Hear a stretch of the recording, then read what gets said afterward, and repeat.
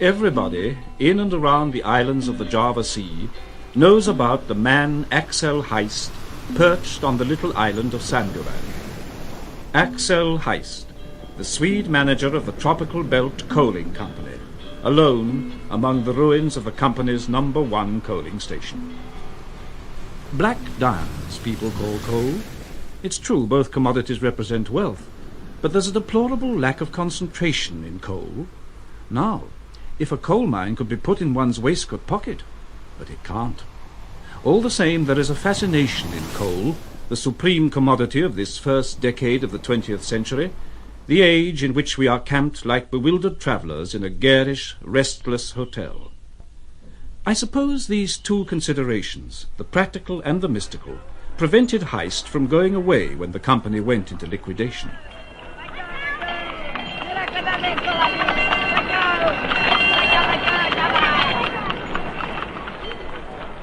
Heyst the Swede. For 15 years now, on and off, Heyst has been turning up here in Surabaya. We're a hail-fellow well-met crowd as a rule. Sea captains like Morrison and myself who sail the Java Sea, traders from the islands, planters, Surabaya businessmen and so on. Of course, we've standards of our own, no worse, I dare say, than other people's, but politeness isn't one of them. And some of us found Heyst's polished courtesy and a sort of playfulness in all he says a bit disconcerting. He isn't the sort of man one can speak familiarly to. There's something in him one doesn't care to. He's a queer fellow. From the first we had difficulty in making him out. He was not a traveller. A traveller arrives and departs, goes on somewhere. Heyst did not depart. Roughly speaking, a circle of about an 800-mile radius drawn round a point in North Borneo was for him a magic circle. These islands enchant me. They're very quiet. One sees them lying about clothed in their dark green garment of leaves in a great hush of silver and azure, where sea meets sky in a ring of magic silence. A sort of smiling somnolence broods over them. The very voices of their people are soft and subdued, as if afraid to break some protecting spell. The spell that binds me, perhaps. Enchanted Heyst, we called him.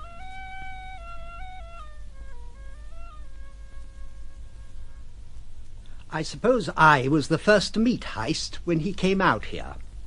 He brought letters of introduction from Europe to our firm, Tesman Brothers. Oh, very satisfactory they were, but I must admit I couldn't make him out. We exchanged the usual civilities, and I said we'd be happy to assist him in his plans. And, you're interested in, Facts. There is nothing worth knowing but facts. Hard facts. Facts alone, Mr. Tesman. So we called him Hard Facts Heyst. His sayings stuck to him and became part of him. After that he moved about the Java Sea on our firm's trading schooners for a while, presumably in search of facts, then vanished on board an Arab ship in the direction of New Guinea, and stayed there so long he was nearly forgotten. He came back at last in a native proa full of Gorham savages, with a portfolio of sketches under his arm. He showed these willingly, but he was very reserved about anything else. Oh, I've had an amusing time, thank you. A man who'll go to New Guinea for fun. Well. Then, years later, that drunken old reprobate McNabb pinned yet another label on him. He's a perfect gentleman. Perfect. But he's a utopist. Thank you, Mr. McNabb. You must come and quench your thirst with me. Perhaps that was it. A man who could propose to quench old MacNab's thirst, even playfully, must have been an utopist, a pursuer of chimeras. For of downright irony, Heyst was not prodigal, and maybe this was the reason why he was generally liked. At that epoch of his life, in the fullness of his physical development of a broad, martial presence, with his bald head and long moustaches, he resembled the portraits of the fighting King Charles XII of adventurous memory. However, there was no reason to think that Heyst was anyway a fighting man. I, Axel Heyst, am indeed the son of my father. all but the genius. That bitter destroyer of systems, hopes and beliefs is responsible for my existence and what my life has been and is. For 3 years after I left school, I lived with him in London. He was then writing his last book. In this work, at the end of his life, he claimed for mankind the right to the absolute moral and intellectual liberty of which he no longer believed them worthy. He was a great man in his way. I was 18. 3 years of such companionship at that plastic and impressionable age was bound to leave me with a profound distrust of life. I learned to reflect, a destructive process. I shall always remember our last evening together. He was in a particularly soft mood. He talked, I listened. It was irresistible. It was as if that mind were taking me into its confidence, giving me an insight into its mastery of despair. It was very late. We had fallen silent. Father, is there no guidance? You still believe in something, then? Flesh and blood, perhaps. A full and equable contempt would soon do away with that. But since you've not attained to it, I advise you to cultivate that form of contempt called pity. It's easier. Always remembering that you too, if you're anything, are as pitiful as the rest. Never, of course, expecting any pity for yourself.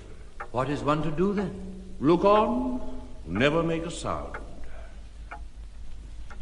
Look on, and never make a sound.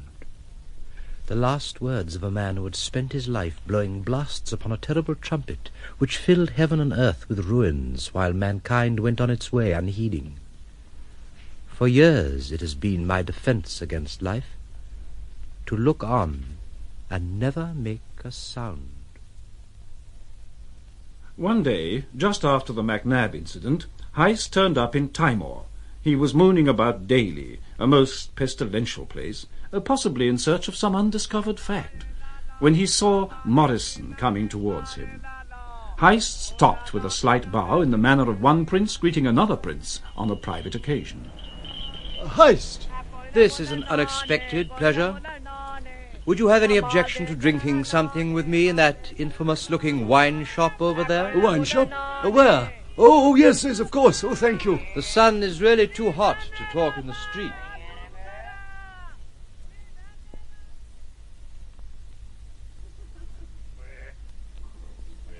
I'm afraid you're in for a bout of fever, Morrison. Fever? Give me fever. Give me plague. They're diseases, one gets over them. I'm being murdered. Murdered by these damn Portuguese. The gang here have downed me at last between them. I'm to have my throat cut the day after tomorrow. My dear fellow. It's my brig, the Capricorn. That scoundrel Consino Andrews has been after her for years. Knew I'd never sell. She's not only my livelihood, she's my life. So he's hatched a pretty little plot with the Chief of Customs here and got him to trump up something about my papers not being in order and fine me. He knew I couldn't pay. And the customs people seize the ship and give me a week to find the money before they auction her. Time's up, day after tomorrow. What a disgraceful business. Listen, Heyst. This morning, on board in my cabin, I went down on my knees and prayed for help. I went down on my knees. I prayed like a child, of course. I believe in children praying. No, women, too. And I don't hold with a man everlastingly bothering the Almighty with his silly troubles. Seems it's cheek. Anyhow, this morning I prayed. A sudden impulse. I went flop on my knees. Only this is such a God-forsaken place. May I know the amount the brig was seized for? Oh, damn it all, only about £50 in English money. And you have not that amount to hand? No, I've only a little English gold on board. Left all my spare cash at Tesman's to meet various bills which fall due when I'm away. But as much use to me now as if it were at the bottom of the nethermost pit. If that's the case, I would be most happy if you would allow me to be of use. To be of use? I can lend you the amount. You have the money? You mean you have it here in your pocket? Yes, on me. Oh, my dear chap, I can't. A trifle. Delighted to be of service. People are saying that Heyst is staying with that good-natured Morrison, or as some put it, sponging on that fool Morrison. There's also a rumour going round that Heyst has got some mysterious hold on Morrison, has fastened onto him and is sucking him dry. Now we've found out the rumour originated with Schomberg, we're careful not to believe it. Schomberg is the local hotel keeper, a big, manly, bearded creature of Teutonic origin, a noxious ass with a lust for silly gossip. I don't know why so many of us patronise his establishment, as he calls it. True, the hotel is well set in a large garden with fine trees, and it's pleasantly cool here on the veranda. I beg pardon, piazza.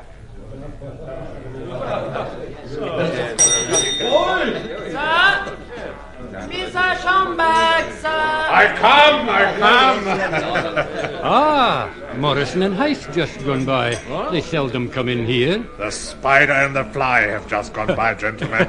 Now we are among ourselves. Well, gentlemen, all I can say is don't ever get mixed up with that Swede. Don't you ever get caught in his web.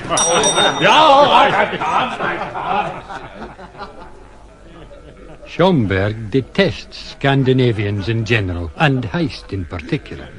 Why? Goodness knows. A fool like that is unfathomable. However, a good many people are now finding it funny to call Heyst the Spider, behind his back, of course. Heyst was as serenely unconscious of this as of his several other nicknames. Then, from the meeting of the cornered Morrison and the wandering Heyst, sprang the great idea of the Tropical Belt Coal Company. Morrison's gratitude insisted on Heyst's partnership in it, and Morrison went home to push the magnificent idea personally in London. Dear Heyst, everything is going well with the company, but London is cold and gloomy, and I don't like either it or the people in it. I'm as lonely as a crow in a strange country. I pine for the Capricorn. I don't mean only the tropic. I mean the ship, too. Morrison was another enchanted man, in his way. Finally, he went to Dorsetshire to see his people, caught a bad cold, and died with extraordinary precipitancy in the bosom of his appalled family. That's what comes of having anything to do with that Swede. Now, you mark my words. He squeezes you dry like a lemon, then sends you home to die. Take warning from Morrison. Heyst was immensely shocked by Morrison's death. He got the news in the Moluccas through Tesmans. After a time he became visible again, rather suddenly, his eyes sunk in his head, and with a sort of guarded attitude, as if he were afraid someone would reproach him with Morrison's death. The company was formed in London. Heyst was nominated as manager in the tropics. Heyst said he was looking for facts. Well, he's got hold of one now that'll do for us all. Isn't he a Swedish baron or something? Heyst a baron? Well, I haven't the slightest doubt of it. As a matter of fact, he told me so himself once. But he's done nothing but loaf round these islands for years. There's no loafing now, I can assure you. He's rushing about organising all over the archipelago. Tesmans have appointed agents. Heyst's got a contract for government mailboats. The era of steam is with us. We can't afford to buy steamers. this is what's called development. It'll be the end of the individual trader. Anyway, be hanged to him and his TBC company. Hoist the enemy, eh? Well, all this is very well, gentlemen, but he can't throw his coal dust in my eyes. There's nothing in it. Why, there can't be anything in it. A fellow like that for manager, pooh. Was it the clairvoyance of imbecile hatred, or mere stupid tenacity of opinion? Anyway, that ass Schomberg was right. The TBC company went into liquidation, as I began by telling you. The talk died out, and Heyst faded completely away. The enchanted Heyst. Had he at last broken the spell? Had he died? Gentlemen, Gentlemen, I have news of him. Of that Swede. He's still in Samburan. He's never been away from it. The company has gone, the coolies are gone, everything is gone. But there he sticks. Captain Davidson saw him with his own eyes. Now, I want to know is what he gets to eat there. A piece of dried fish now and then, what, eh? That's coming pretty low for a man who turned up his nose at my table d'hôte. You see, he's turned hermit from shame. I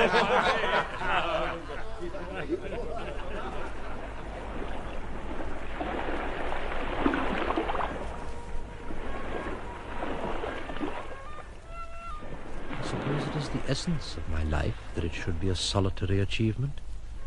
Well, here I am, solitary, as if I were on the highest peak of the Himalayas. What is this island but the top of a mountain? With Axel Heyst perched on it immovably. His most constant visitors were shadows, shadows of clouds. They relieved the monotony of the inanimate brooding of the tropical sunshine. His nearest neighbour was a volcano, a dull glow, expanding and collapsing spasmodically against the clear stars. Just like the glow of my cigar, and about the same size at this distance. It's a full moon tonight. There isn't enough wind to blow a feather along. I could read by the light of a candle, but I don't. On the nights of full moon, the silence on Samburan was dazzling. In the flood of cold light, Heyst could see his immediate surroundings, an abandoned settlement invaded by the jungle. The most conspicuous object was a blackboard, raised on 2 posts, presenting to Heyst, when the moon got over that side, in white letters at least 2 feet high, TBC Company, his employers, his late employers, to be precise. Action. The first thought, or perhaps the first impulse on earth. The barbed hook, baited with the illusion of progress, to bring out of the lightless void the shoals of unnumbered generations. Yes, and I, the son of my father, have been caught too, like the silliest fish of them all. My apostasy has been in vain. Morrison is dead. I am ashamed for nothing.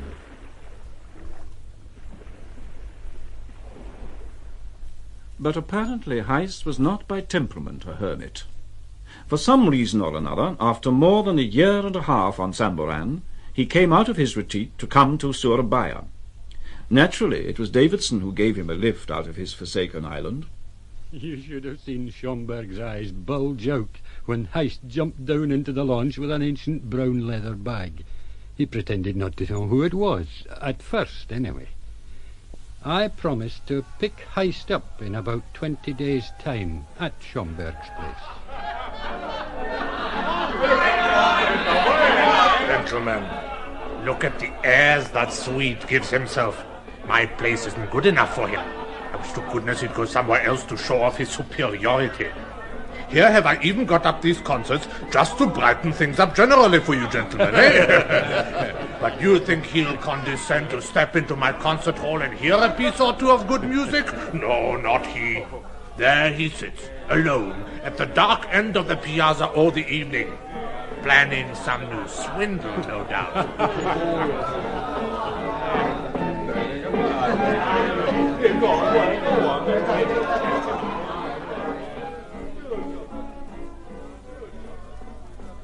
The enchantment of the islands is dead, but I am still a captive. I shall never leave. Where would I go? After all these years, there isn't a soul anywhere in the world belonging to me. I was perfectly prepared to withdraw from the world and live as a hermit, but in the moment of renunciation I was irrationally moved by this sense of loneliness. It hurts me. One evening, driven to desperation by the scraps of tunes which pursued him even to his bedroom, Heyst made his way under the trees to the door of the small barn-like structure of my concert hall. He lifted the calico curtain and went in.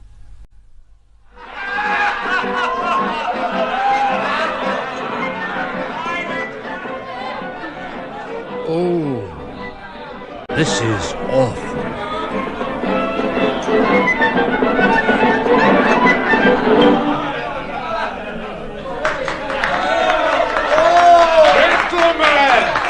Gentlemen, please! I have an announcement to make to you. The lady artists will now come down from the platform and favor you with their company. Well then, where's the harm in offering a lady a grenadine or whatnot, eh? What terrible women. Poor souls, one can't help pitying them. Dispirited, hopeless, at their age too. I can't stand it. I'm going. By George. There's a girl. She was still on the platform, sitting motionless in her chair in the second row of the orchestra. It was evident she was a girl in the outline of her shoulders, in the slender bust, and the two thick brown tresses wound round an attractively shaped head. A large, raw-boned woman went and bent over her. The woman's lips moved. The girl jumped up swiftly and came down the steps of the platform with the big woman treading on her heels. On the floor of the hall she paused, stumbled one step forward, and stood still again. Her arms hung down, her eyelids were lowered. Excuse me, but that horrible female did something to you. She pinched you, didn't she? I'm sure she pinched you just now, when she stood by your chair. I'm sure she pinched your arm most cruelly. It wouldn't have been the first time. Oh. And suppose she did. What are you going to do about it? I don't know. I'm grieved to say I don't know. But can I do anything? What would you wish me to do? Pray command me. Command you? What a funny thing to say. Who are you? I'm staying in the hotel for a few days. I just dropped in here casually. This outrage... Don't you try to interfere. Is it your wish I should leave you? Oh, I didn't say that. She pinched my arm because I didn't get down here quickly enough. I can't tell you how indignant I am. But since you are down here now, hadn't we better sit down? Oh, all right. Her voice, it's fascinating. Fit to utter the most exquisite things. Do you sing as well as play? Never sang a note in my life. You're English, of course. Well, what do you think? Why do you always smile when you speak? It's my unfortunate manner. Is it very objectionable to you? No, it was only I noticed it. I haven't come across so many pleasant people in my life. How did you get in with this lot? Just bad luck. Well, they're starting. I must go. I say, can't you defend yourself against them somehow? There are too many for me. That was how it began. How it ended as it did is not easy to state so precisely. I saw you talking to that silly Swede again. Oh, let go of my arm, Mr. Schomberg. You're hurting me. What do I care if you talk to him? It keeps the other men off, doesn't it? I don't know. You are a clever enough girl to see that I'm worth 50 of him. You can put your trust in me. I'm in the prime of my life. I know my way about it. Oh, they've begun. What's it matter? I pay. Listen, we'll get rid of the old woman. Damn her, I've never cared for her. The climate doesn't suit her. I shall tell her to go to her people in Europe. She will have to go too. I will see to it. 1, 2, March. Then we'll sell this hotel and start another somewhere else. I don't care what I do. Anything in the world for you. Oh, let go. Leave me alone. Silly girl. She's so young. She's shy of me. That's what it is. A man like me and that Swede. Well, there's nothing in it.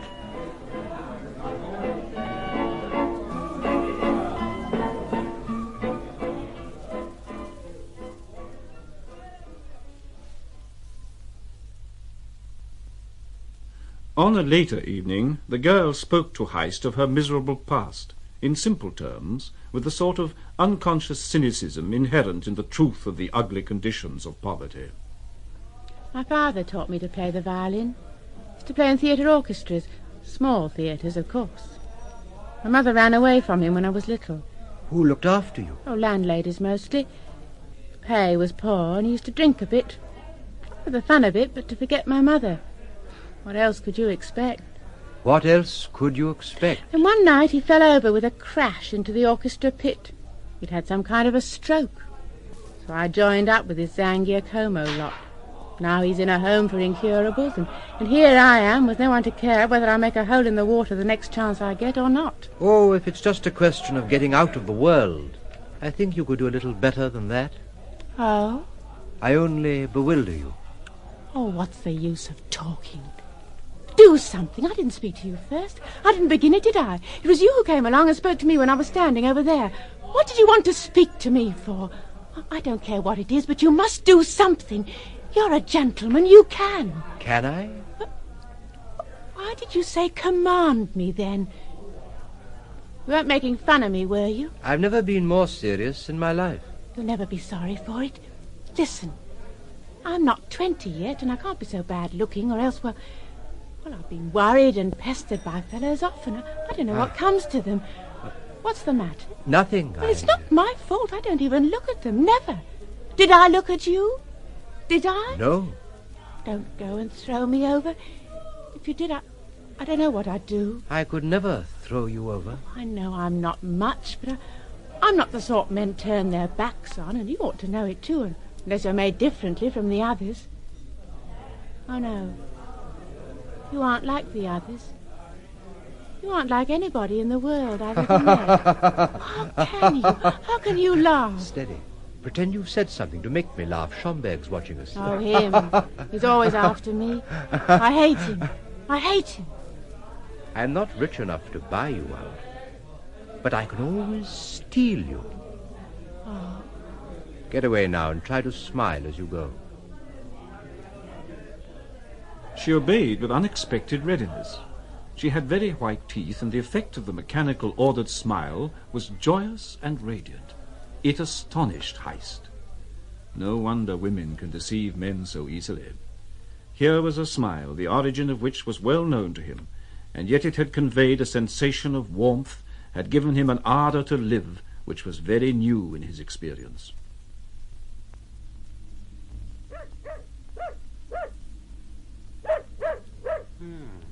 Nobody about. Boy! Boy! You desire? You desire? Ah, good afternoon, Schomberg. I agreed to meet Mr. Heyst here today. Is he about? Not here. Oh. Can you tell me where I'll find him? None of my business. Can't tell. We agreed to meet here. I'll wait a bit. Don't you bother about him. I'm advising you as a friend. I think I'll wait. And I'd like something to drink. It's very hot. Boy! Sir? Fetch the gentleman's order. Something iced with a little gin. Very little. Oh, yes, sir. If you'll excuse me, I have a lot to do. Oh, it's hot. Oh, that's better. Ah, Mrs. Schomberg. Good afternoon. Good afternoon. Uncommonly warm, isn't it? Uncommonly. You're looking for a friend, aren't Yes, you? we agreed to meet here. Shh.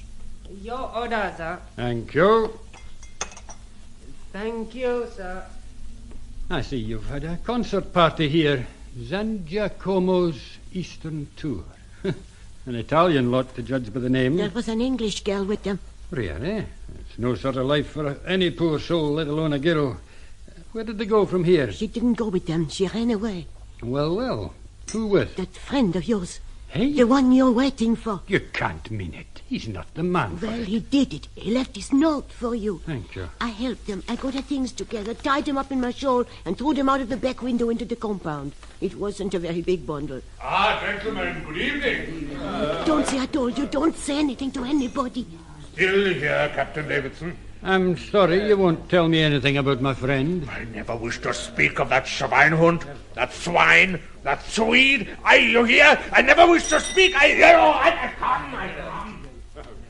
It's unreasonable to get so angry. If he keeps on like that, he'll go crazy. Oh, he's been in a terrible temper ever since it happened. He kidnaps a white girl belonging to an orchestra which is performing in my public room for the benefit of my patron and goes off to live like a prince on that island. It's disgusting. You could have knocked me down with a feather. But after all, it's not such a great scandal as everyone makes out. Mind you, it isn't a thing I would have done myself.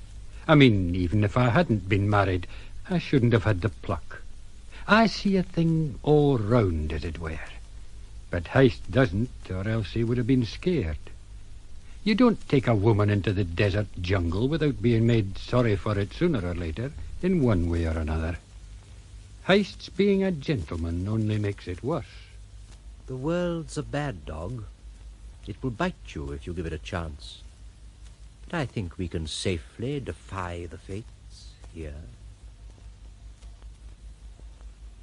A group of 3 stood by Schomberg's reception desk.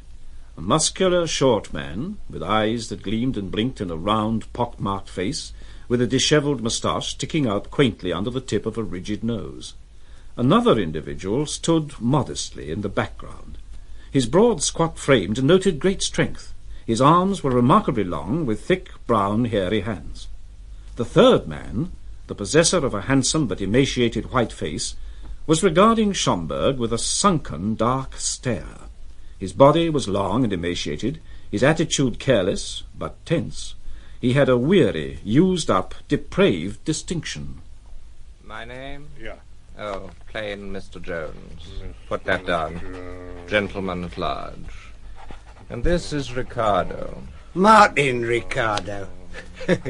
Secretary. You must have the room next to mine. Oh, we can easily manage that for you. Occupation, please. Occupation? Put down, well, tourist. We've been called harder names before now. I'll say. It won't hurt our feelings. And you're, a servant of yours? Oh, that fellow of mine. He'll be all right. When he wants anything, he takes it.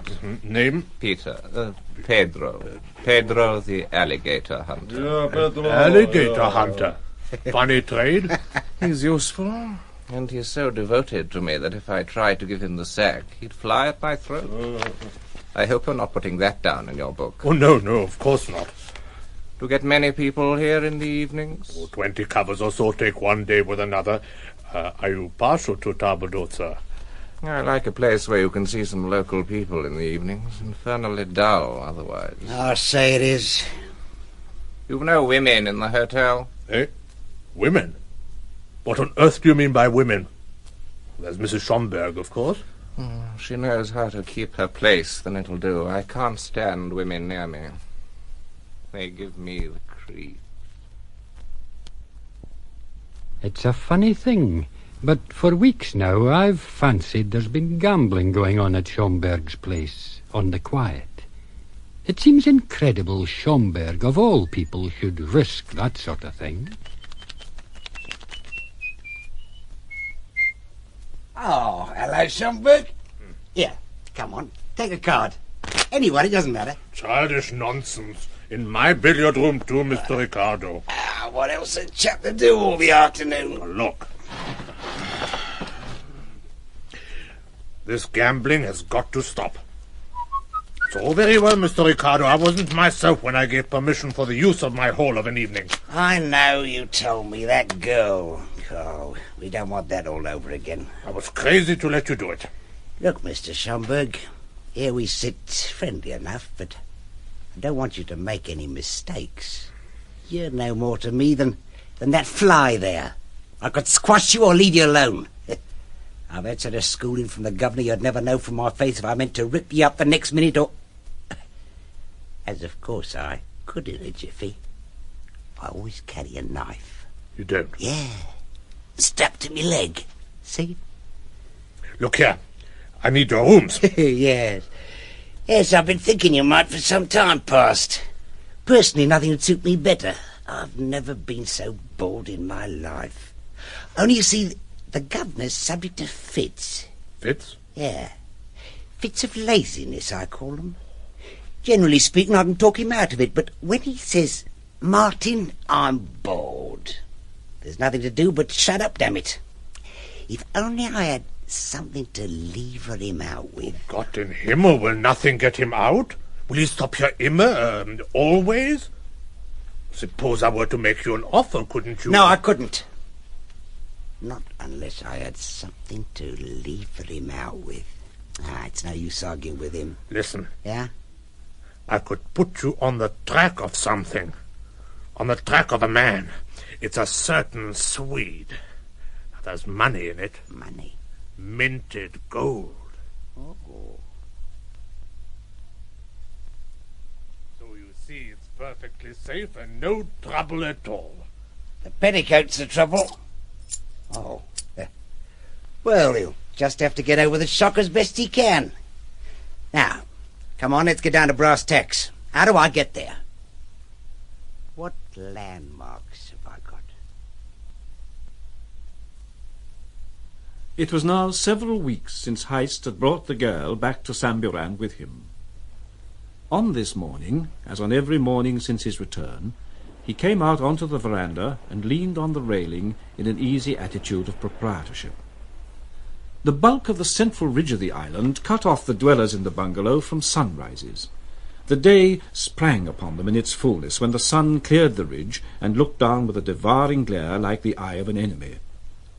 Heyst appreciated this early coolness, the subdued, lingering half-light, the faint ghost of the departed night, captured for a moment longer between the great glow of the sky and the intense blue of the sea.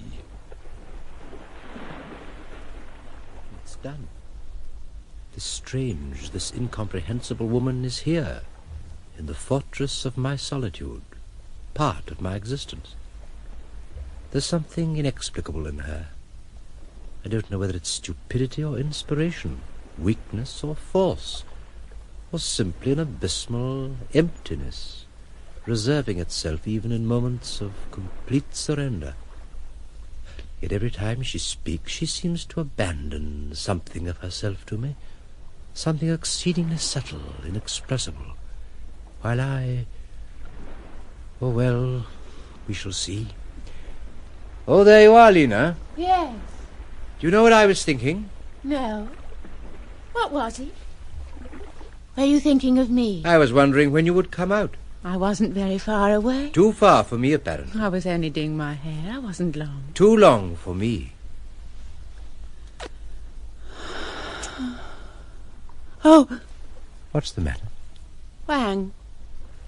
He's just there, or he isn't. I never hear him come, and I never see him go. That's it, he vanishes. It's a very remarkable gift in that Chinaman. Are they all like that? Not in such perfection. I envy him. Envy him? Yes, I envy his obedience to his instincts. I envy him the powerful simplicity of purpose which makes his existence appear almost automatic in the mysterious precision of its facts. He reminds me of the waiters in that hotel place.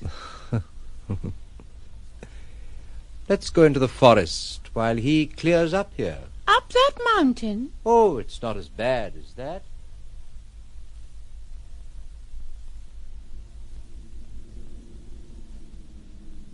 How high up we are. Come out here onto this ledge. What's the matter? All that blinding infinity of sea? Don't you like it? It makes my head swim. It's so lonely. That could be my fault. Oh, no, I never feel lonely with you. No, never. It's only when I look at all that water and all that light. Sail ho! Where? Must be a long way out. Don't expect you can see it. Some native craft making for the Malaccas, I expect. Well, we'd better get out of the sun.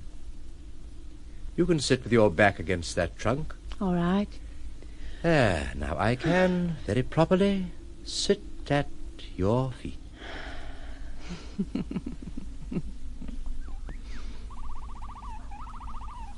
Well, Princess of Samburan, what's the meaning of this long scrutiny? Have I found favour in your sight? I was thinking. If you start thinking, you'll be unhappy. Oh, I wasn't thinking about myself. Oh, a moralist. I was wondering why you were here. Well, primarily it was my father. The man in the picture you so often look at was responsible. But really, your question is unanswerable. I'll tell you a fact. Facts, after all, have a certain value. One day I met a man. He really was a decent fellow, quite unfitted for this world, a failure, a good man, cornered, a sight for the gods. A sight no decent man cares to contemplate. And you've been cornered, too. Did you think to offer up a prayer? I'm not what they call a good girl. That sounds evasive. Well, the good fellow did offer up a prayer. When he told me about it, I was struck by the comic side of the situation. Oh, but Please, I don't mean I thought his praying was comic, no. What captivated my fancy was that I, of all men, should appear as an agent of Providence. I've never been so amused. I got him out, you know. Do you mean you saved a man for fun? Just for fun? Why this tone of suspicion? I suppose the sight of his distress was disagreeable to me. What you call the fun came later, when it dawned on me that I was for him a walking, breathing, incarnate proof of the efficacy of prayer. The boredom came afterwards, when I discovered I had in a moment of inadvertence created for myself a tie, and he who forms a tie is lost. The germ of corruption has entered into his soul. Why are you looking so serious? Never mind, it suits you exceedingly well. As long as it's not boredom gives you that severe air, I'm willing to sit here and look at you as long as you like. So you lived with this friend, this good man? Yes, I gave in. We became partners. I don't know what else I could have done. I had to be loyal to the man. When one takes a hand, you know... No, the shade of Morrison has no need to haunt me. Well, Lena, why are you staring like that? What's the matter? Morrison? Morrison? Very extraordinary. Have you ever heard the name before? Morrison was the name of your partner? Yes. He's dead, isn't he? Yes. Then it was you that horrid red-faced beast was talking about. Oh, Schomberg. Well, what did he say? He said Morrison's partner got everything he could out of him and sent him home to die.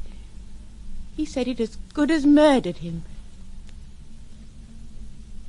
Murdered him?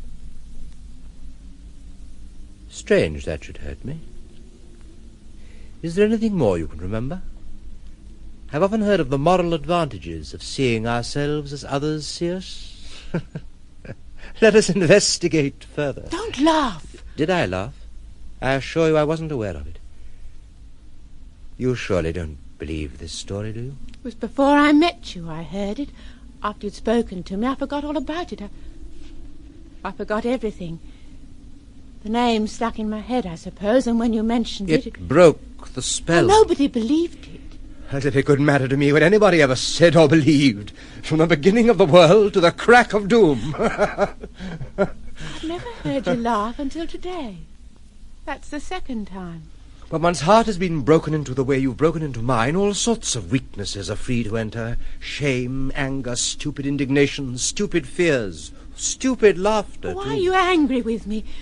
Are you sorry you took me away from those beasts? I told you who I was. You could see it. I assure you I could see much more than you could tell me. I could see quite a lot that you don't even suspect yet.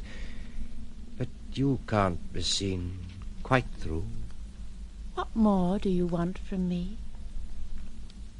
Impossible, I suppose. Oh, it isn't because I think little of what I've already got. Oh, no, I think so much of this possession of mine that I can't have it complete enough. I know it's unreasonable. No, you can't be holding anything back now. I couldn't. I wish I could give you something more or something better or whatever it is you want. Well, you can tell me whether you would have come with me like this if you had known it was me that abominable ass Schomberg was talking about. A murderer, in fact. It wasn't murder. It was worse. To kill a man outright is a comparatively decent thing to do. I've never done that. Why ever should you have? My dear girl, you don't know the sort of life I've led. Men who haven't been in nearly such tight corners as I have had, as they say, to shed blood. No, I've never killed a man. Never loved a woman. Never. Not even in my dreams. Never? Never. Really never? Never. No, I've never experienced the two greatest attacks life can make upon a man. So you must make allowances for me, eh? I'll do anything. When you realized just now it was me you had heard Schomberg talking about, you were upset. Why? Well, I was a bit startled. At the baseness of my conduct? Oh, I wouldn't judge you. Not for anything. It would be as if I dared to judge Well, everything that is. I couldn't do such a thing. Then why are you upset? All you're going to say is you wouldn't judge me. I said I couldn't. But you thought there couldn't be smoke without fire. All I heard him say was that there never were such friends as you two. When you got all you wanted out of him and got thoroughly tired of him, you kicked him out and sent him home to die. Well, why shouldn't you get tired of him or of any other company? Well, you aren't like anyone else.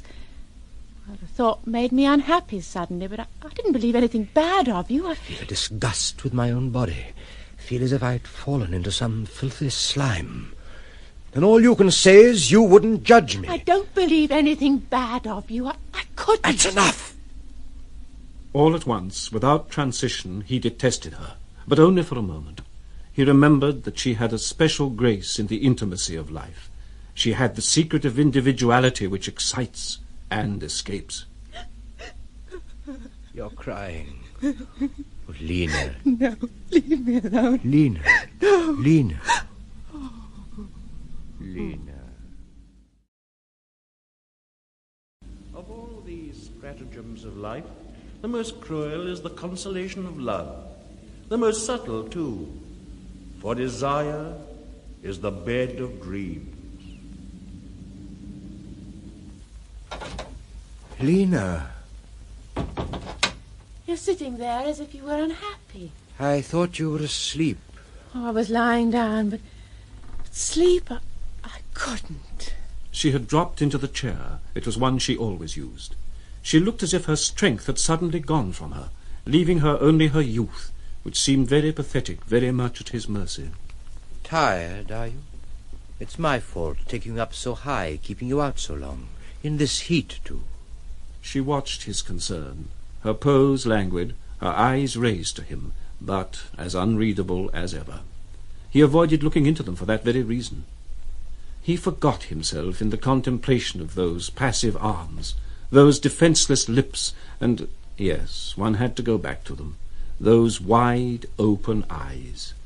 Something wild in their grey stare made him think of seabirds in the cold murkiness of high latitudes. He started when she spoke, all the charm of physical intimacy suddenly in that voice. You should try to love me. Try? But it seems to me What makes you say that? I've done nothing. It's you who've been good, tender, helpful. Perhaps you love me for that, just that, or perhaps you love me for company, and because we've been... Well, but sometimes it seems to me that you can never love me for myself, only for myself, as people do love each other when it's to be for forever. Forever. Do try.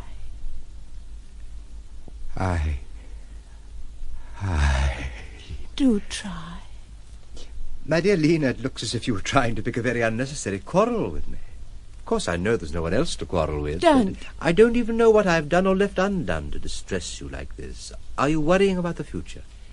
I assure you there's nothing to be frightened of. Surely you don't think after what I've heard from you today I'm anxious to return to the haunts of men? I murder my poor Morrison. Well, let us forget it. There's something in you, Lena, can console me for worse things, uglier passages. And if we forget there are no voices here to remind us, dear, dear girl, nothing can break in on us now.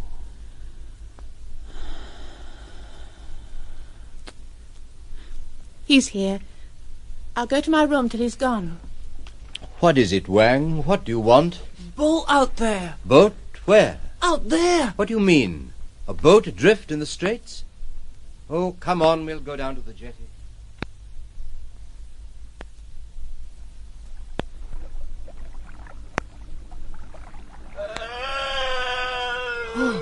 What's that? Where is it? Devils? It's coming from underneath us. Of course, under the jetty. The current must have drifted them there. Oh, there you are. What's the matter? Wounded? Not mine. There's the trouble. There's no sleep the trouble. Shut up. Drink, man. Give me Wang, give me over that crowbar. Get on. Crowbar. What that for? To turn the water tap. It's got rusted. Hurry up, Wang. Hurry up. Here, John. Give it to me. Hope the pipe hasn't got choked. No, it's all right. Only a trickle, but it's coming. Here you are. Catch hold of the pipe.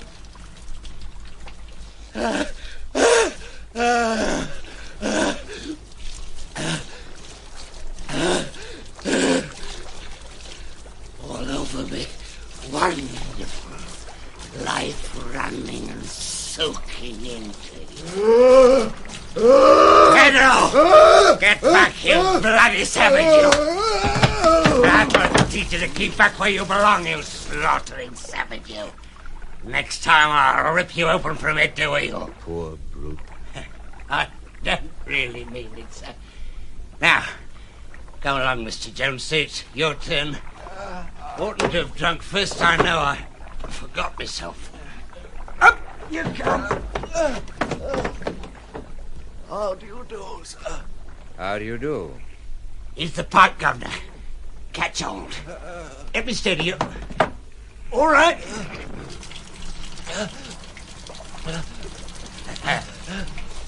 You'll be a different man now, sir. We've been 30 hours tugging at the oars. Lost our bearings. Ran out of water. Now, let me give you a leg up, sir. Now then, ready, sir? 1, 2, 3. Up you go! When I saw a wharf on what appeared an uninhabited island, I couldn't believe my eyes. You doubted the reality of the war. I thought it was a delusion. Most extraordinary luck. Seems like a dream. A lovely dream.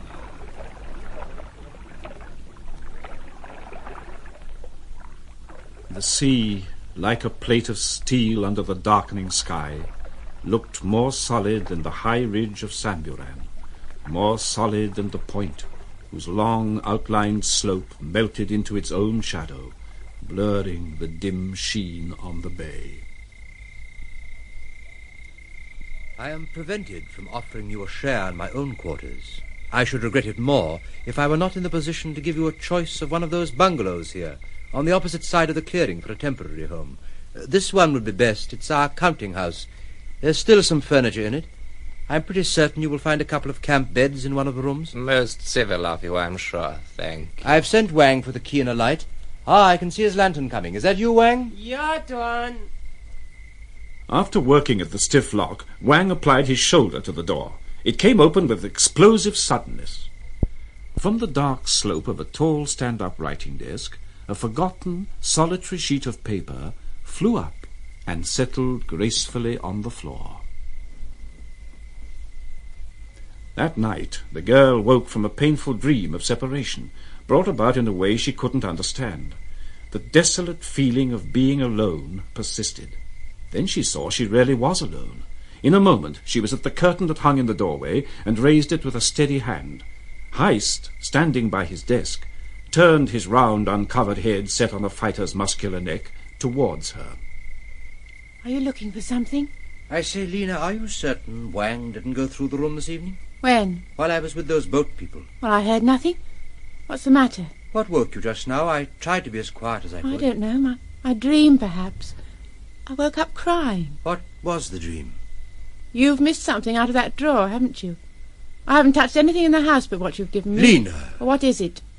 Nothing very precious as far as value goes. I thought it must be money. Well, my loose money is always kept in that left-hand drawer, unlocked. Wang knows where it is, but he isn't a thief. That's why... It isn't me, so it must be Wang.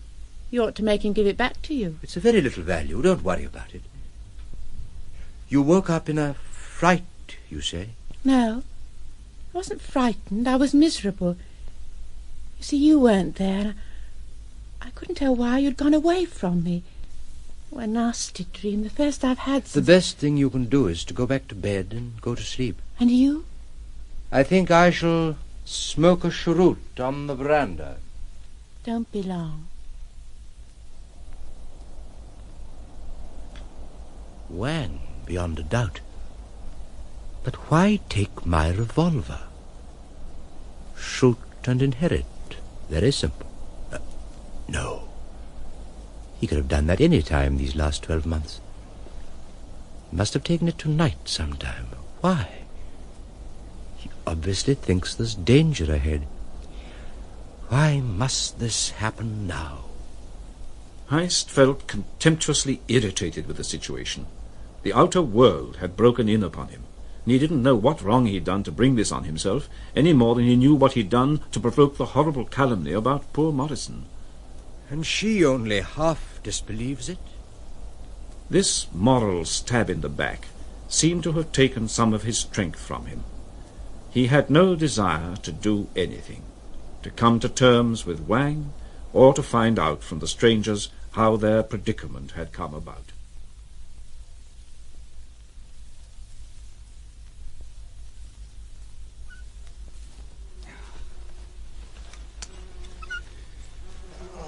Hey, you awake, Governor? No. Why the devil can't you let me sleep? Because that fellow over there can't sleep, that's why. He's out on his veranda smoking his cigar and having a think. What the devil's he doing having a think in the middle of the night? How do you know he's having a think? It might be anything. Toothache, for instance. Well, I don't like it. Do you think he's suspicious? Well, I don't see what he can very well be suspicious of. Yet there he is having a think. What made him get up out of his bed to have a think? I don't like it, and I don't like him. Look what he did to that partner of his. He's a cold-blooded beast, an inhuman beast. He's also a calculating beast. Yeah, and another thing struck me. He's the sort of man more likely to prance than to run. Without a doubt. Without a doubt. Well, it doesn't matter. If he won't be good, he can be made to be quiet. Oh, but then there's the stuff. He could have put it anywhere, in the forest even. See us with a couple of spades having to tackle the old damned island. Rather discouraging thought, I must say. We haven't got to be discouraged, that's all. Not after what we've been through on that boat. I say, Governor, you're not bored, are you? Don't be an ass, Martin. As a matter of fact, I'm rather amused. Something's bound to turn up to give us a hint. And I'll be onto it, you trust me, Governor. I'll be onto it.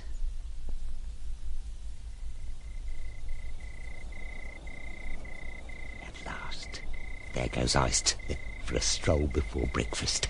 Now's me chance. I've got to see that girl alone and find out what she knows. A quick rush now, and I'm in.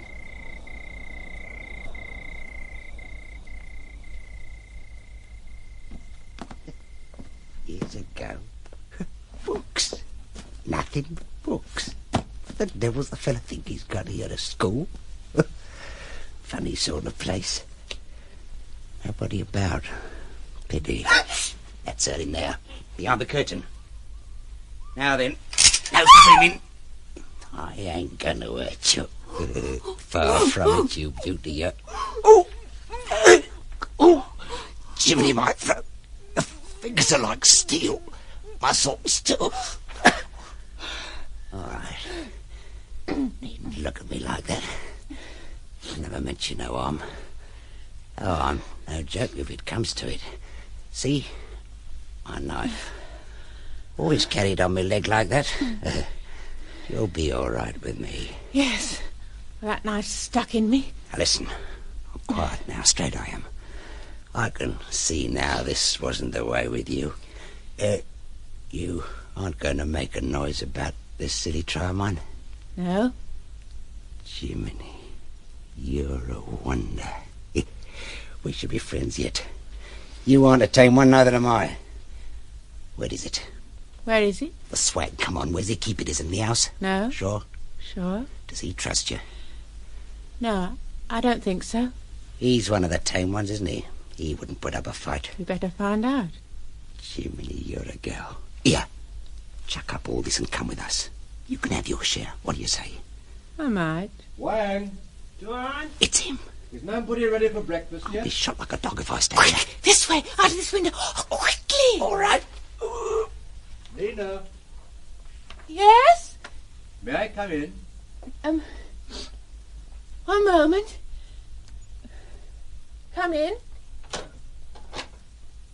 You haven't even done your hair yet. You look as white as a sheet. Oh, it's nothing. I feel a little tired, the heat, you know. You better rest a bit. I'll tell Wang to bring your breakfast in here. Wang! Tuan. Putnam, put his breakfast on a tray. Take it to her room. Yeah, Tuan. The usual flaming silence brooded over Samburan. What in the world is this new mystery? There's some very simple explanation, no doubt. Tuan, What do you want, Wang? I want to speak with you. Very well, go on. I put all plate, cup, saucers, all thing away in cupboard on back veranda. All proper. After breakfast, put everything proper too. Then I go. Oh, then you go. Yeah, me no like it. 1 man, 2 man, 3 man, no can do. Me go, me no like it. Me very sick. That belong one PC lie. That isn't proper man talk at all. After stealing my revolver too. No have go. Look, see, you can see I have no go. Look, look. I never said you had it on you. Me no sabe revolver. What's the matter with you? Me no like it. What the devil do you mean? Don't like what? In there. In men put his lum. Two. Two what? I don't understand. Suppose you're savvy. You no like your fashion. Me savvy plenty. Me go now. Goodbye. Well, now what do I do? I suppose I'd better go and warn these people Wang's loose with a revolver.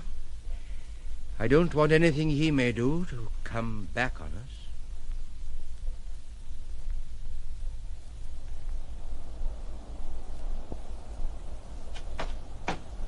Oh, where have you been?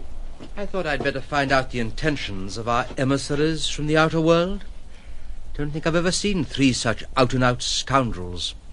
However, I've had a long talk with Mr. Jones. Oh, but first you'd better know Wang has gone for good. Oh? I'm afraid I wasn't very diplomatic.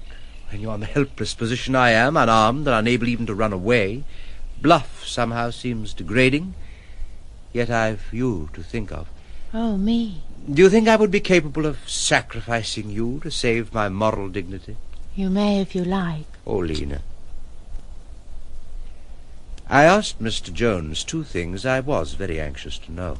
I asked him why he came here, and I asked him if he knew beforehand he would find me here. What did he say? Didn't say anything. He just grinned, that ghastly grin of his. I didn't press him for an answer. I knew he would lie to me. I detest being lied to. I say, Lena, you're sure you haven't been anywhere you could have been seen? Certain. Go on. And then I asked him when he was going, and he said he was ill.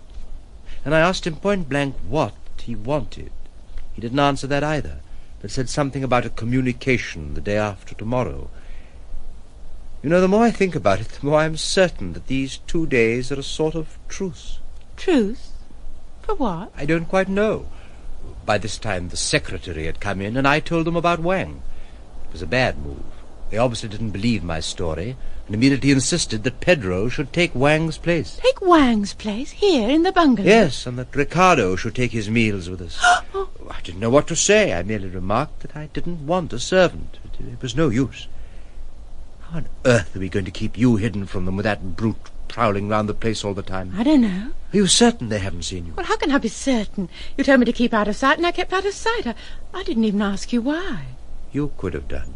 Well, I thought you didn't want anyone to know you had a girl like me about. What? Well, it isn't what's right. I mean, for you. Is it? It seemed to me so right that I couldn't bear these fellows even to catch sight of you. Look! Yes, there they go. Evil intelligence, arm in arm with instinctive savagery and brute force round at the back. If I had that revolver, I could shoot the 2 of them from here. Could I? I don't know. Don't do it. Well, you've seen them now. Think what it was to me to see them land in the dusk. Phantasms from the sea, apparitions, chimeras. And they persist. That's the worst of it. They persist. They have no right to be, but they are. Lena, I must go and find Wang. He's probably gone to the native village the other side of the island, to his wife's people. You must come with me. I can't leave you here alone.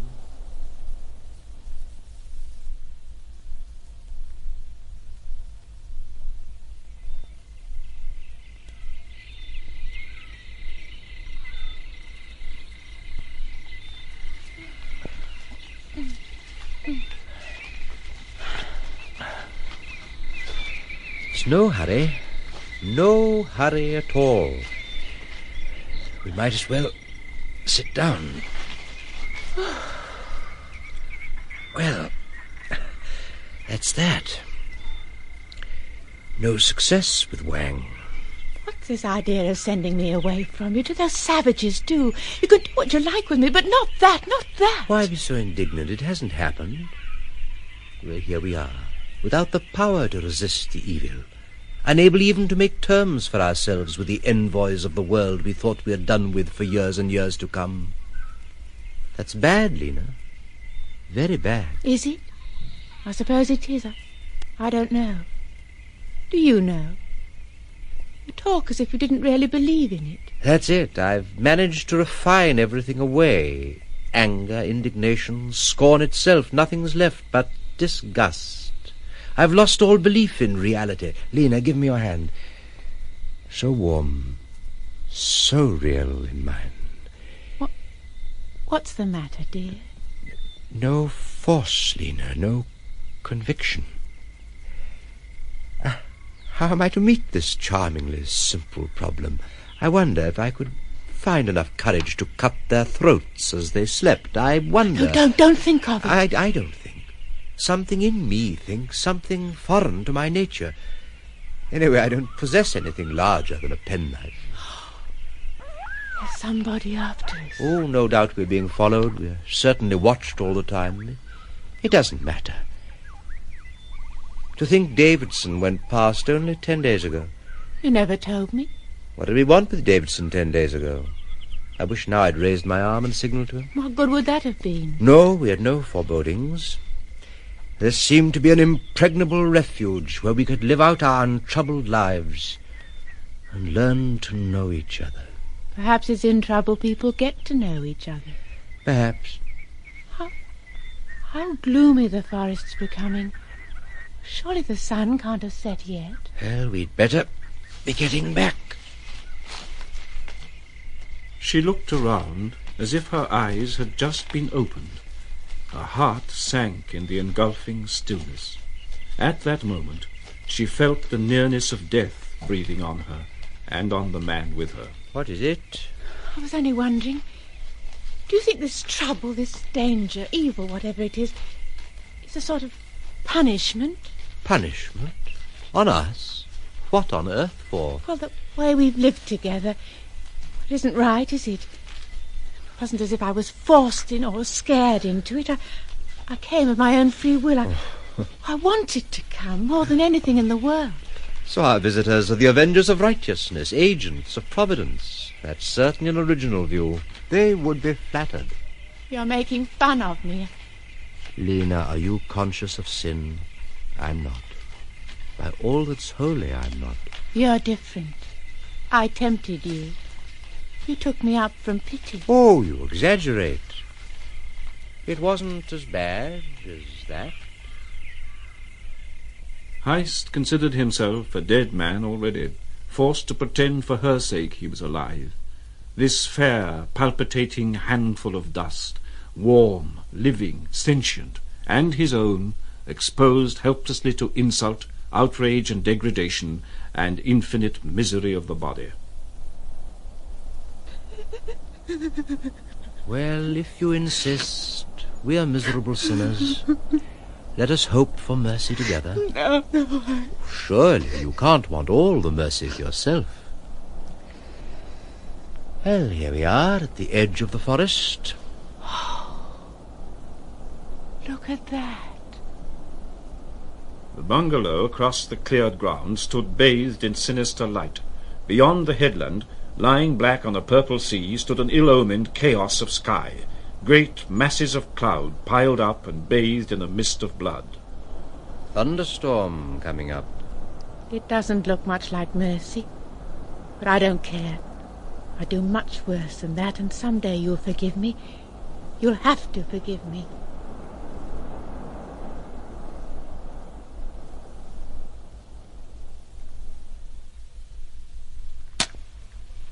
Why are you lighting the candles? So that they'll know we're back. What's the use of putting off the evil hour? Anyway, we've probably been followed. The table's laid. Yes, Pedro, that prehistoric ape, has laid the table for 3. And our guest is a gentleman who resembles nothing so much as a jaguar, the most ferocious of animals. I wish the wretched knives on the table had some sort of edge on them. This one, absolutely useless. A fork would be better. But how can I go round with a fork in my pocket? It's a knife you want. A real knife. I suppose there must be a crowbar in the shed somewhere. Like a fool, I gave them the keys. Can you see me walking about with a crowbar? Besides, it might be enough to start the whole thing off. Can't think why it hasn't started already. Perhaps they're afraid of you. It almost looks as if they were. Aha! Omens, signals, portents. Suppose I had the crowbar. Could I stand behind this door and smash in the head of the first comer? Would you like to see me try it now on the next one in? No, it's a knife you want to defend yourself. Only to defend yourself. There'll be time. You know what the world would say. It would say, Lena, that I, that Swede, having murdered his friend for greed, murdered these unoffending strangers from sheer funk. That would be the story whispered and believed, my dear Lena. Who would believe such awful things? Perhaps you wouldn't. Not at first. Ah, Mr. Ricardo. My dear, our guest is here. At your service, ma'am. I was made aware there was a lady about by that Pedro of ours. Only I didn't know I should have the pleasure of seeing you tonight, ma'am.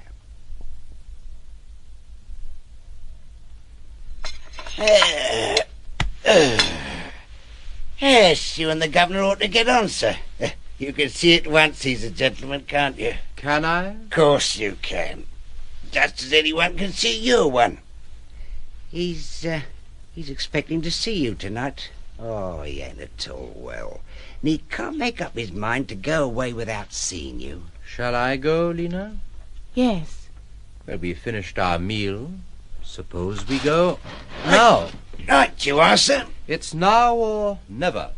Good night, ma'am. I'll be back.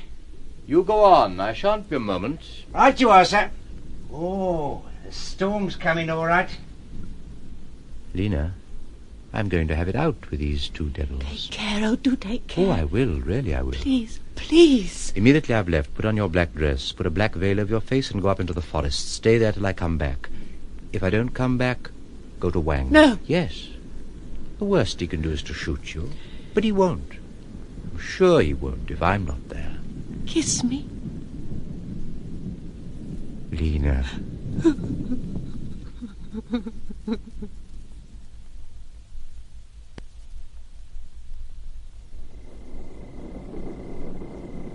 Oh, thought you were never coming, sir. I didn't know you were pressed for time. Oh, it's coming all right. Let it come. I'm in the mood for it. Here we are. Wait just 1 minute, sir. Yes, Heyst, Governor. Good. Keep him as long as you can till you hear me whistle. I'm on the track. This way, sir. There's the governor, sir. I'll be back later. After Heyst left her, Lena came out of her room and sat down under the portrait of Heyst's father to wait for Ricardo's return. The anguish of her disobedience to her lover was soothed by a gentle flood of penetrating sweetness such as she had never felt before. She had no plan. She saw only her purpose of capturing death, death embodied in the knife ready to strike into his heart. It's awfully close in here. We haven't met to discuss the weather. You favoured me early on today with a rather cryptic phrase about yourself. I am he that is, you said. What does it mean? It means that I am a person to be reckoned with. No, stop! Don't put your hand in your pocket. As you wish. A matter of prudence. I have you covered at this very moment. You have been covered ever since you entered the room. Yes, from my pocket. Indeed. And I am a person to be reckoned with. What is this reckoning you are talking about? I don't know you. It's obvious we belong to the same social sphere. Something has driven you out, the originality of your ideas, or your tastes. And you? I am an outcast, even an outlaw. If you prefer a less materialistic view of me, a sort of fate, the retribution that waits its time. You mustn't be shocked if I tell you we are after your money. Or rather, I am. Pedro knows nothing about it, and Ricardo has no ideas, wishes, or even whims of his own. Oh. Stay where you are. If you were more observant, you would have realized before I'd been in the room 5 minutes that I had no weapon of any sort on me. Possibly, but this is too big an affair for me to take any risks. Too big? Whatever do you think you are looking for? I can assure you there is very little of anything here. Naturally, you'd say that. The storm's getting on my nerves. No, do not get up, Mr. Heyst. I had no intention of doing so. I've told you already. I am not armed. I am really inclined to believe you. Strange. But don't provoke me by some unguarded movement. I might do you some harm. I don't know if it wouldn't be better to do it at once. He who hesitates is lost. You don't really seem to have enough pluck for your business, Mr. Jones. Strange as it may seem to you, my scruples are due to my origin, my breeding, my traditions. Not everyone can divest themselves of the prejudices of a gentleman as easily as you have done, Mr. Heyst. But don't worry about my pluck. We are adequate scoundrels. We're after the fruits of your successful swindle. It's the way of the world, gorge and disgorge. There were never two more deluded fools in this world than you and your Ricardo. Talked over like a pair of children by the promise of a bag of sweets. Don't you realize Schomberg would have told you anything to get you here? He was jealous. If it hadn't been for the girl, he was pestering her with his attentions. I brought her here. A girl? Here? On this island? Do you mean to say you did not know the one bit of truth in all this welter of lies? No, I did not. I did not. But Ricardo did. He's known it all the time. He knew it before we came. Oh, on the track, on the scent. He shaved in front of me and I never guessed.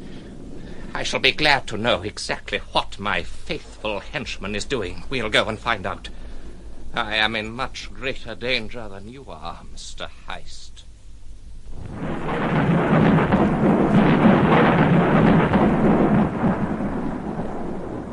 Governor would shoot me like a dog if he found out about us. But don't you worry, he won't get me. My little knife will see to that. Yes, your knife. I'll look after the governor, but you can't fight a man with your bare hands. Here, do you think you could manage to stick your Swede with this little knife of mine? Well, how can I tell? Let me have a look at it. It's a good friend. It could be. Here. Thank you. Feel it. Feel that balance. Yes.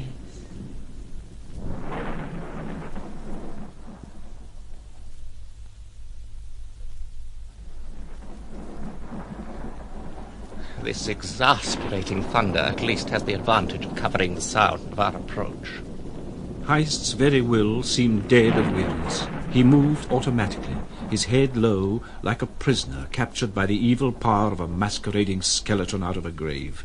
By the way, Heyst, aren't you anxious about that fascinating creature to whom you owe whatever pleasure you find in our visit? I have placed her in safety. I took good care of that. You have?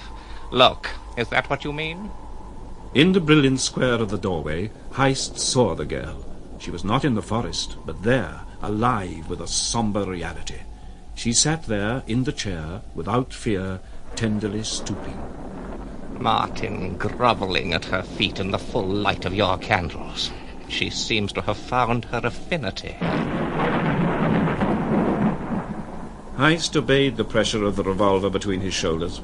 They went up the steps of the veranda without his being aware of it, slowly, one by one. Doubt had entered into him, doubt of a new kind, formless, hideous. It seemed to spread all over him, enter his limbs, and lodge in his entrails. Can you imagine a more disgusting spectacle? A great shame descended upon Heyst, the shame of guilt, absurd, maddening. It isn't you I'll have to shoot, but him. I wouldn't trust him near me for 5 minutes after this. Behold, the simple Acis kissing the sandals of the nymph on the way to her lips.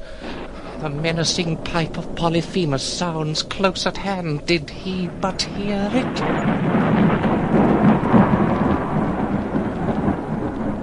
Oh, you marvel.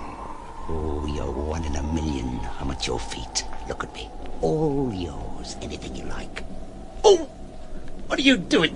Kicking me in the throat like that, you little devil, you...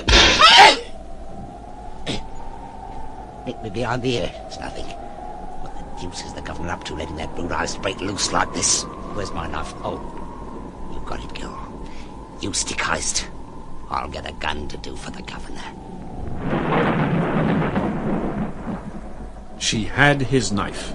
It was she now who was deadly, while he was disarmed, no good for the moment.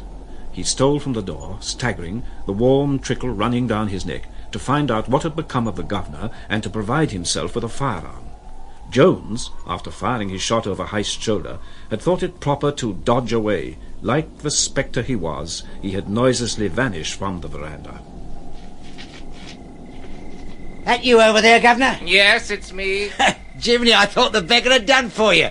He started prancing. You nearly had me. I've been dodging and looking for you ever since. Well, here I am!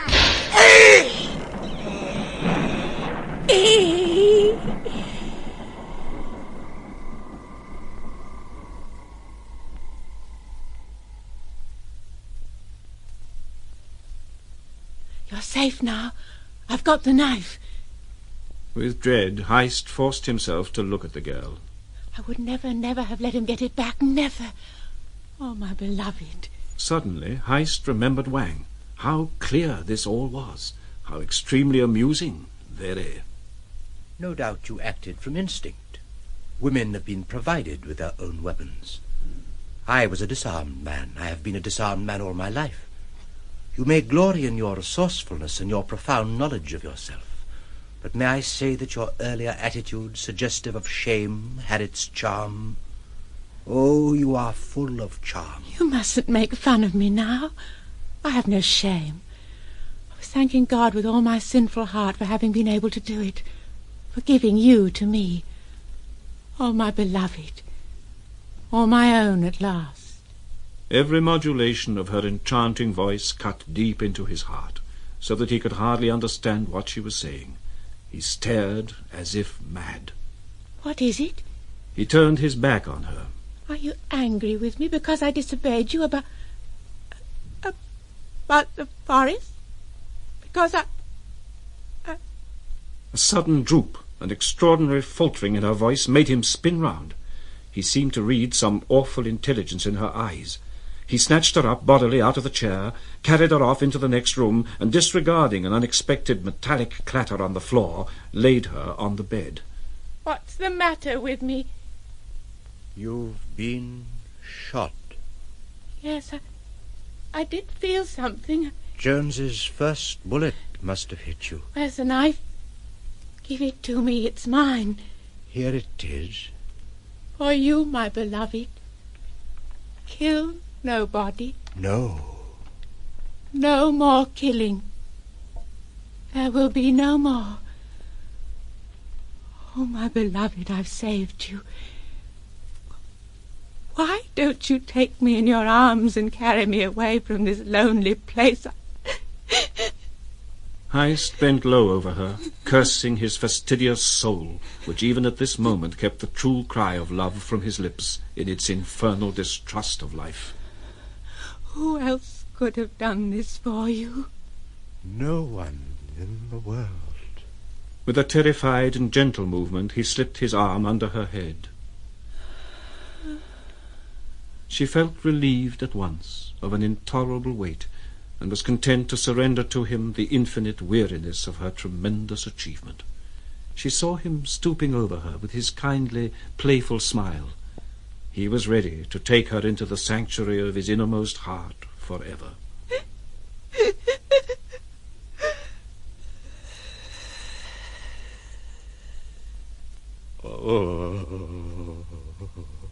She died triumphant, seeking for his glance in the shadow of death. Woe to the man whose heart has not learned while young to hope, to love, and to put his trust in life.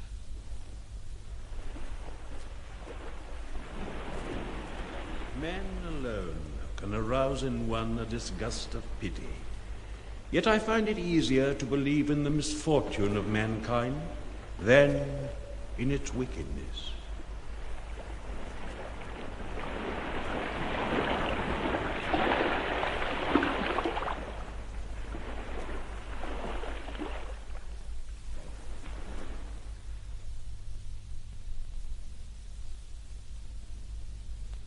I've asked you to come and see me, Captain Davidson, because you seem to be the only person with first-hand knowledge of this affair. I understand you knew the late Baron Heyst well.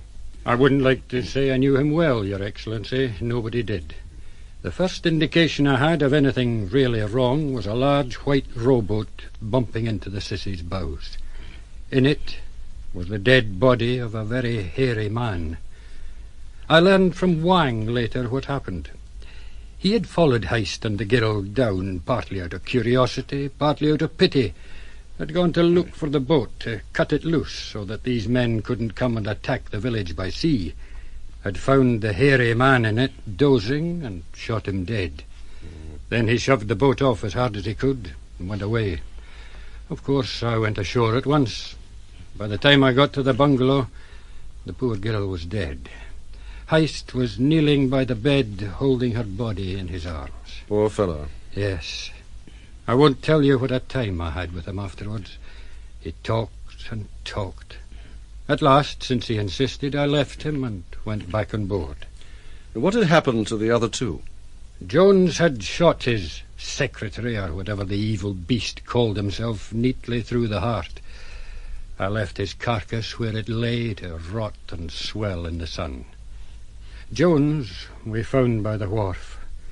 The water's very clear there, and you could see him lying at the bottom like a bag of bones. Wang was particularly pleased. He said it made all safe and went back to his Alfuro woman.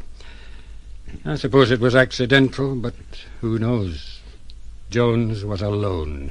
He knew the game was up. He was trapped. You're quite certain that Baron Heyst is dead? Oh, yes, he's dead. He and the girl both burned to ashes. I lay by that night just in case. About 5 in the morning, one of my Kalashes woke me yelling that there was a fire ashore. When we got there, the principal bungalow was blazing and the 2 others had caught from it. The heat drove us back. We couldn't get near them. Wang's hut was the only thing survived the fire. The fire was deliberate, of course. Yes, Heyst did it.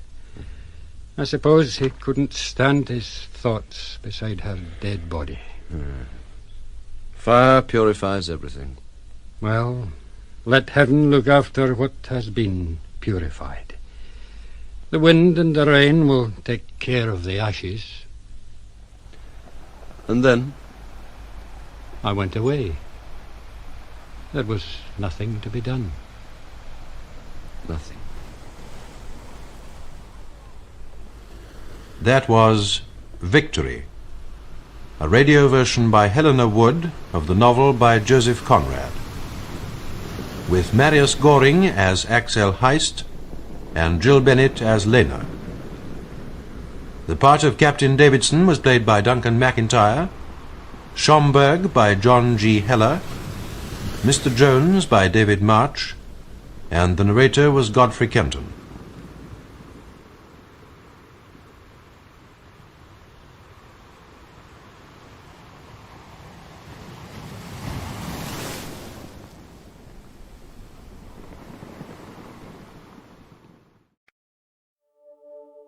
I'm just me. And you're just you. But somehow, that's everything we need.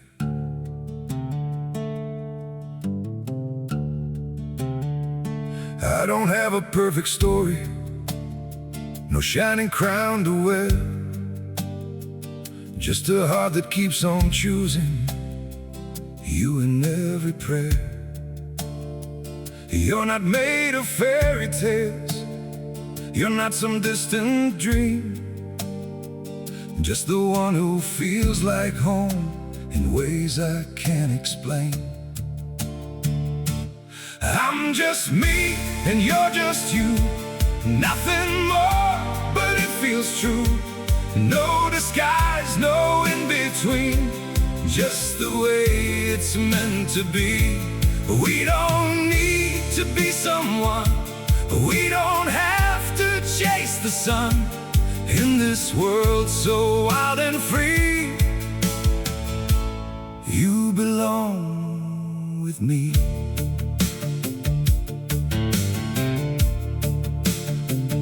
We're not written like a story people talk about for years, but in every quiet moment, you're the one I feel so near. I'm just me and you're just you, nothing more, but it feels true. No disguise, no in-between, just the way it's meant to be. We don't need to be someone, we don't have to chase the sun. In this world so wild and free, you belong with me. Maybe we're not perfect, maybe we don't shine, but if you stay beside me, then everything is right. I'm just me and you're just you, still somehow we make it through every road and every sea.